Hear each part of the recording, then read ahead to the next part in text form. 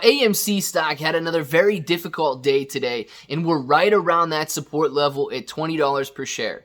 Now, there's a lot of stuff going on in the overall market with the Federal Reserve, interest rates, inflation, all of that nonsense. And there's a lot of stuff going on within the AMC stock community with options and market makers and all of that. Guys, I'm going to tell you this right off the bat. If you believe that market makers know exactly where the stock is going to go, how do they not beat the market year in and year out? If you believe that you know which direction the stock is going to go, you would be a billionaire trading correctly every single time it takes a move. The only person on this earth that knows which direction a stock is going to go is Nancy Pelosi. So with that being said, I do want to talk about some stuff that's going on within the community. I want to talk about some stuff that's going on within the market. And if it sounds like something you're interested in, let's get started.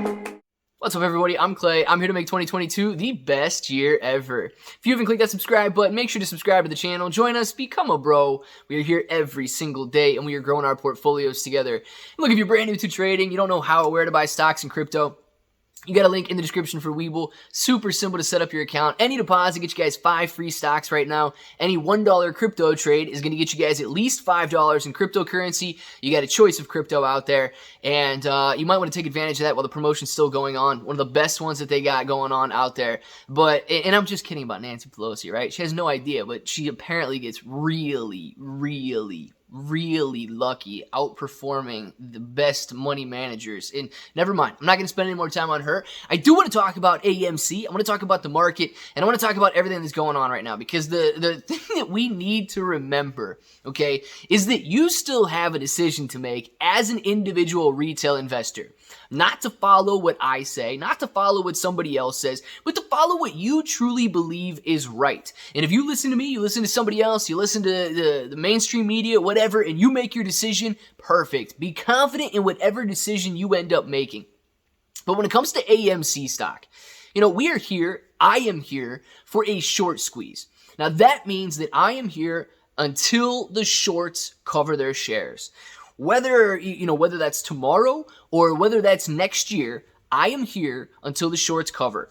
The position that I have in AMC stock, I am willing to hold that position. Now, what does that do? That restricts those shares from ever getting into the hands of a short hedge fund and ever going to cover a short share. I am not lending them out, and I am also not selling them. They cannot get their hands on my shares, and if everybody that owned AMC was unwilling to sell it, then the hedge funds would have no choice. They would not be able to cover it. I truly believe that there are traders out there, and there are people buying and selling AMC stock on a daily basis. I do not believe that 90%, or I do not believe that 100% of the 90% ownership in AMC is being held and not being sold. I know a lot of other people do, and that is okay. You guys are allowed to believe whatever you want, right? But in terms of triggering a short squeeze, we have been through it all, man. We have been through it all. Literally, if you just go back to January of 2021, how many different strategies have we seen? How many different like recycling patterns and fractals and in the bonds and this new rule is going to change the game. This new rule is going to make short selling illegal. This is going to expose naked shorts. That's going to expose naked shorts. We've been through the ringer. Okay, and I don't know your strategy as an investor, whether it's to invest for the long term, whether it's to play a short squeeze, whether it's to day trade, whether it's to swing trade, whether it's to try and make money in the options chain, whatever it ends up being. Stay convicted in that, man. Stay confident and learn as much as you possibly can about your strategy. And if you don't like it, you don't have to do it. Right? Now, and I know there's a lot of confusion and a lot of arguments and all of that going on about what's going on. So let's briefly talk about options, okay? And what it means. If you're buying a put option, That does not mean that you are necessarily bearish on a stock, and it also does not mean that somebody is shorting that stock, or that even buying a put option has a bearish connotation or a downward pressure on a stock at all, okay?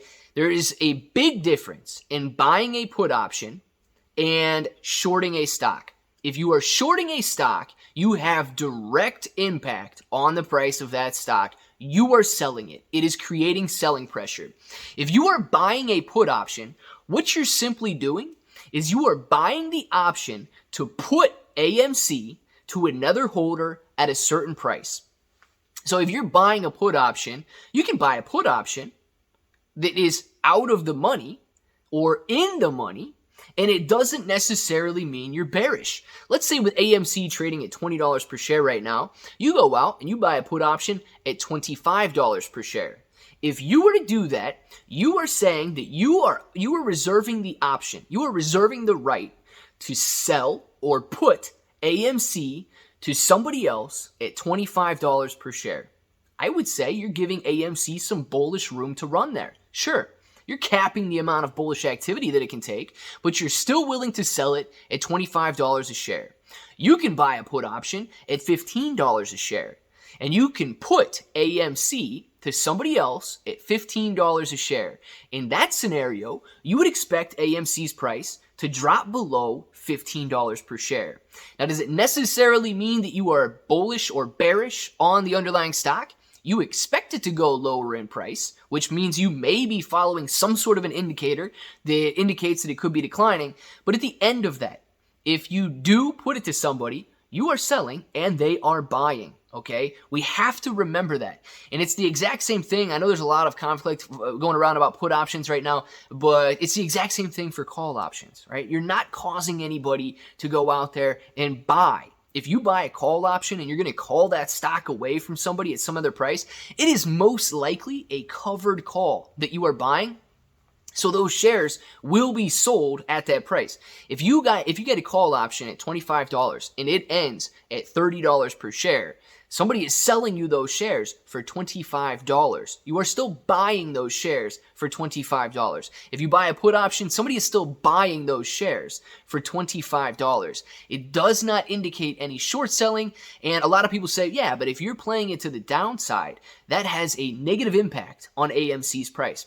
Well, options don't have a direct correlation to the stock price. A stock price does have a direct correlation to the price of the option. Now, hopefully I can explain this in a very simple way, but if you were to buy a put option right now, it does not drop the price of the stock. If you were to buy 1 trillion put options right now, the best correlation that it could have is somebody goes out there and they say, oh my goodness, somebody just bought 1 trillion put options at $15 a share. They probably know something that I don't know, and they expect it to drop below $15 a share. With that kind of quantity, I also expect AMC stock price to drop below $15 per share. Maybe I should sell now. It's a very indirect correlation, and it is heavily dependent on the amount of stocks that are purchased at a certain strike and at a certain expiration. So guys, hopefully this sheds a little bit of light on the scenario. At the end of the day, you gotta do what you think is best and what you are confident in, and you don't rely on anybody else unless that person is a certified financial advisor and they're telling you to diversify your assets. They're looking at your income, they're looking at your cash flow statements, they're looking and doing your budget and all of that, and getting you into mutual funds and index funds, because those are the most consistent and tried and true returns that you'll ever experience in the market. This button right here is still red. Make sure to click it. Subscribe to the channel. Join us. Become a bro. We are here every single day, and we are growing our portfolios together. ClayBro883 on Twitter and Instagram. We will buy nice crypto.com. Until the next time, hope that each and every one of you have an awesome day.